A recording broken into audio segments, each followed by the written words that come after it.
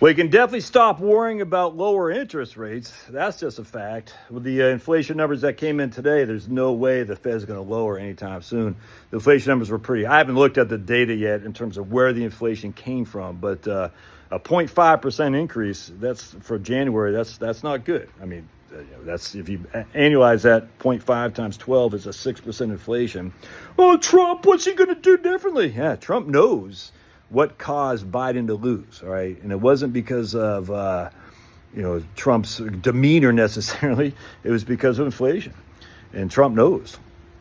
And so because of that, we're not going to have lower inflation or lower interest rates simply due to the fact that they still think that lower rates lead to higher inflation, higher rates lead to lower inflation. Will they raise rates? I don't think so.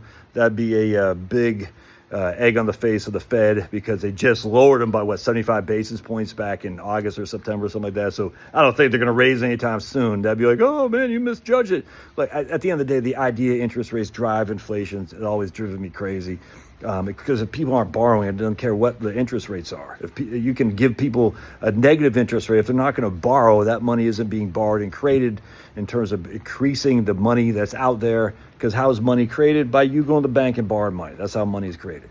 You go to the bank doesn't just have all this money in the vault. They say, hey, Josh, you want $100 million to invest in a manufacturing firm? Yes, I do, bank, right? Creation, boom. We click the button, and all of a sudden we have $100 million that's out there in the economy now. The velocity of money is still quite low, but still that money does trade hands, and that creates a more money supply, which in theory creates inflation. But if people aren't borrowing, what happens? So we have the end of the day, are people borrowing even when inflation, even interest rates are high or low?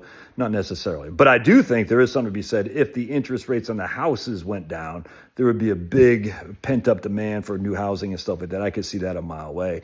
But remember, a lot of these new houses, this is what's going on in the housing market. It's very interesting. I was listening to some guy say this the other day. I forgot who it was. Houses, the new construction homes, because the builders can give you better financing than you can get at your bank.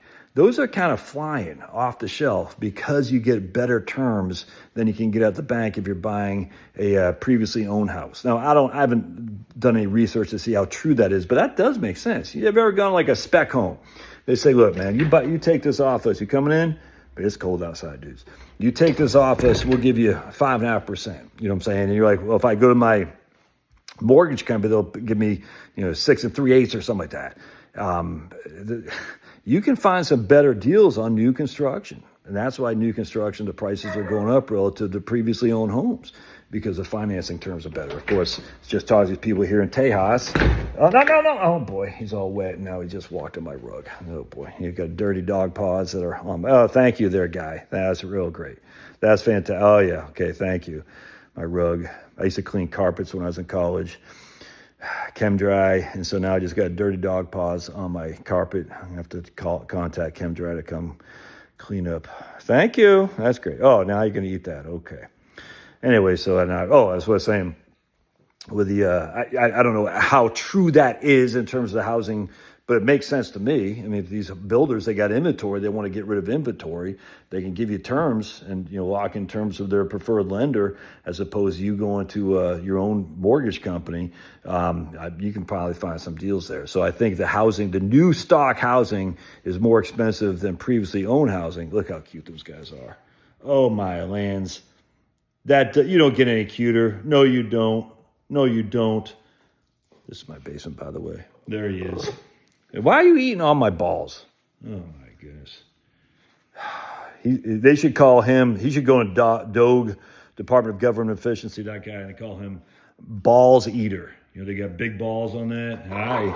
And Finney would be the balls eater. Look at him. Look at him prance. Oh, he just dropped the ball. Oh, there he goes. You got it? You get it? Where'd it go? You got it? You got the ball? Go get him, Pablo. Oh, go get it. Go get him, Pablo. Oh, get him. Oh, boy. Like big balls, and I think, what's the name? Elon Musk calls himself Harry Bowles. Finney, where's that ball? Go get the ball. Let me get the ball. Right there. Get the ball. Oh, Pablo wants to play too, but Pablo, you don't have a big enough mouth to get on that ball. Yeah. This is the kind of excitement you don't get any other YouTube channel. You get serious economic analysis and the ball eater. Anyway, so if you're in a money market account, stay thirsty, my friends, because you'll probably get higher interest rates on your money market than you anticipated, because they're not going to cut rates anytime soon. All right. Oh.